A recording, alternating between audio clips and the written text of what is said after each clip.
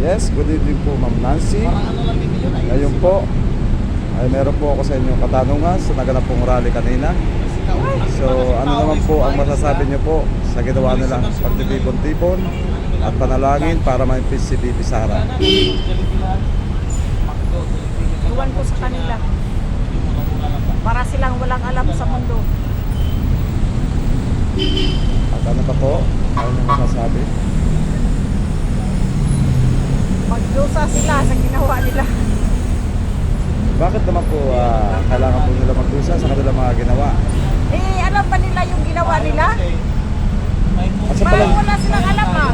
sa palagay niyo po kaya ma'am, yung dinami at kinapal po ng tao kanina na umattend sa kanilang rally, yun po ba kaya ay kusang loob or Iwan may ko. something?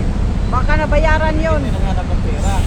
Pero ang problema dyan, kasi, bakit sila ganun?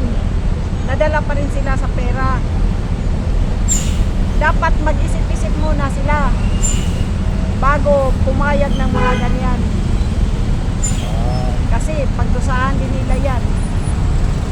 Sigurado ako hindi nila alam yung ginagawa nila.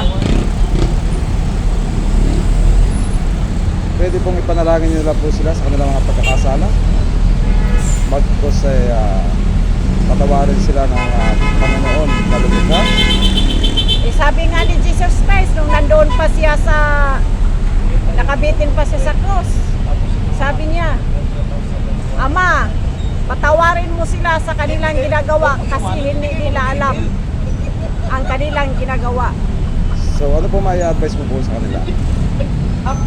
Dapat mag-isip-isip muna bago gumawa ng ganyang mga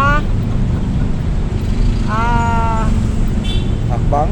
hakbang o Okay. dapat mag-isip-isip muna, isip-isip muna ng mabuti bago gumawa ng hakbang para hindi malagay sa panganib. Kasi wala na yung ano natin, yung bansa natin, wala na. Ang kabilang binti nasa ano na, nasa sementeryo na, ang kabilang binti sa bangin na. Okay po. Isip-isip guys, isip-isip. Okay po ma'am. Salamat po sa magandang mensahe niyo po sa kanila. At mabuhay po kayo.